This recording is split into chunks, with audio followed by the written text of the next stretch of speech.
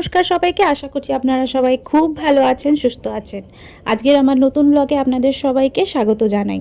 এর আগের ব্লগে আপনারা দেখলেন যে আমরা মুক্তিনাথ দর্শন করে আমরা জংশন আবার চলে এসেছিলাম হোটেল থেকেও আপনারা ভিডিও দেখলেন, ওখান থেকেও হোটেলের ভিউ দেখালাম, আমাদের জানলা থেকে যে ভিউটা দেখা যাচ্ছিল সেটাও দেখালাম। তো কালকে ওটা হয়ে গেল, আজকে আমরা সকালে বেরিয়ে পড়েছি আবার পোখরার জন্য। জংশন থেকে পোখরার উদ্দেশ্যে আবার আমরা বেরিয়ে পড়েছি।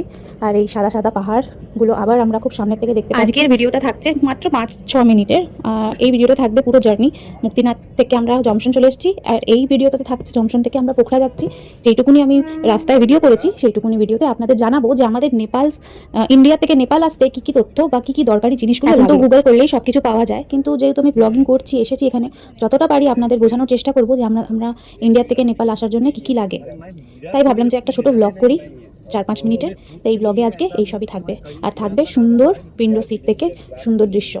প্রথমেই জানি, আমরা যখন ইন্ডিয়া থেকে নেপাল আসি তখন আমরা প্রায় 2 মাস আগেই সব কিছু বুক করে দিয়েছিলাম। ট্রাভেলার্সই বলতে পারেন, ট্রাভেলার্সের নাম্বার সেটা আমার পিসে করেছিল পুরোপুরি। সেই দায়িত্বটা পিসে নিয়েছিল, কারণ সেই দায়িত্ব পিসে খুব ভালো, পিসে খুব অনেক জায়গায় ঘুরেছে।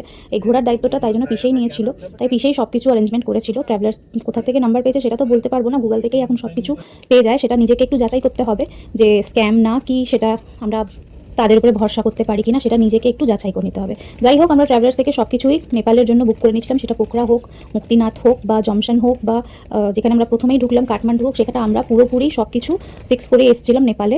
তো সেটার দায়িত্ব আপনাদের নিজেই গুগল থেকে আপনারা পেয়ে যাবেন খোঁজ খবর। আর যদি আশেপাশে কোনো ট্রাভেল এজেন্সি থাকে সেখান থেকেও আপনারা খোঁজ নিতে পারেন, সেখান থেকেই বুক করতে পারেন সব কিছু। আমরা ট্রাভেলার্সের সাথে বেরোয়নি, আমরা নিজেরাই ঘুরছিলাম, নিজেরাই। আপনারা তো দেখলেন, কোনো ট্রাভেলার্সের সাথে আমরা যেরকম বাসে যাই সেরকম না, ট্রেনে এইসব জিনিসে না, আমরা জাস্ট নিজেরাই ঘুরেছি। আর বাকি সব কিছু কিন্তু ট্রাভেলার্সরাই করেছি। আমরা নৈহাটি থেকে ব্যান্ডেল থেকে আবার রক্সওয়াল স্টেশনে নেবে আমাদের অনেকটা টাইম লাগলো একটা জায়গায় পারমিট তৈরি করতে, সেখানে আধার কার্ড।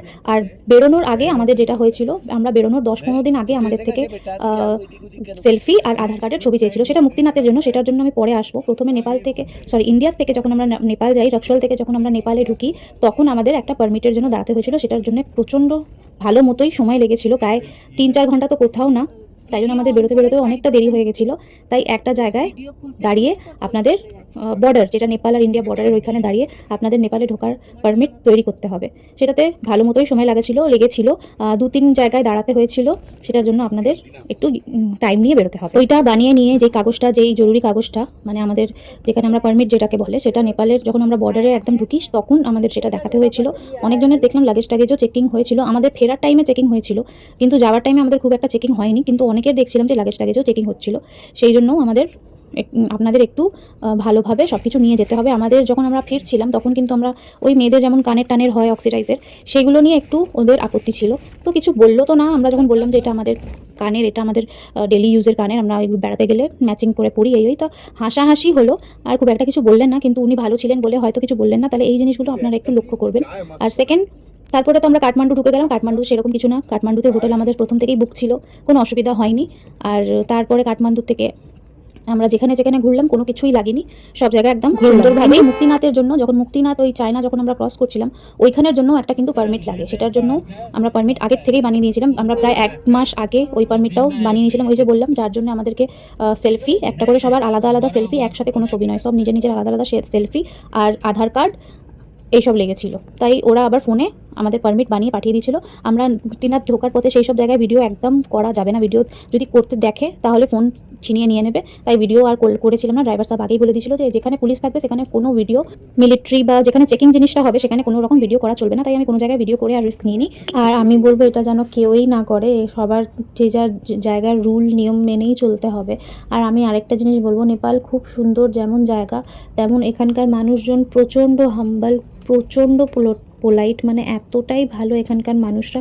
খুব আস্তে কথা বলে, খুব একটা চেল্লামিটি, বা আমরা যেমন বাঙালিদের পরিবারে যেমন আমরা খুব জোরে লাউড, আমরা খুব সেই রকম এখানে মানুষজন নেই, খুব আস্তে আর খুব ধীরে সুস্থে কথা বলে। খুব ভালো মানুষ সবাই, যেখানেই আমরা যাচ্ছি সেখানেই আমাদের সাথে এত ভালোভাবে সবাই কথা বলছে, সবাই এতই ভালো, কি বলবো। আর আরেকটা জিনিস আমি আগেই বলে দিই, আমি যেইটুকুনি জানি, আমি যেইটুকুনি দেখেছি আসতে, মানে ইন্ডিয়ার থেকে নেপাল আসতে, সেইটুকুনি আপনাদের জানালাম। তাহলে আমার এইগুলো যদি আপনাদের ভালো লাগে তাহলে অবশ্যই লাইক, কমেন্ট, সাবস্ক্রাইব করবেন। ব্যাস এই কিছু জরুরি তথ্য বা জরুরি কথা ছিল, সেটা আমরা ফেস করেছিলাম, সেটাই আপনাদের সাথে শেয়ার করলাম। যদি কোনো জিজ্ঞাসা থাকে তাহলে অবশ্যই কমেন্ট বক্সে খোলা আছে, আমি একদম আপনাদের সববার রিপ্লাই করে দেবো। তাহলে চলুন, এই শ্বেত পাহাড়গুলো এবার আমাদের থেকে বেশ দেখছি অনেকটা দূরে চলে যাচ্ছে। এবার আমরা পোখরার উদ্দেশ্যে বেরিয়ে পড়েছি, তাই পোখরা পৌঁছতে পৌঁছতে আমাদের দুপুর হয়ে যাবে। সারা জীবন মনে থাকবে জমজম আর মুক্তিনাথ, সারাটা জীবন সত্যি স্বর্গ ঘুরে এসেছি, সেটা সারা জীবন মনে থাকবে। তাহলে বাই বাই জমজম, আবার কবে দেখা হবে জানি না, অবশ্যই ডেকো আমাদের, অবশ্যই আমাদের টান দিও, আমরা আবার আসবো। তাহলে চলুন, আজকের ব্লগটা এই পর্যন্তই। সবাই খুব ভালো থাকবেন, সুস্থ থাকবেন। আজকের ব্লগটা কেমন লাগলো অবশ্যই কমেন্টে জানাবেন। আজকের মতো এইটুকুনি, তাহলে টাটা।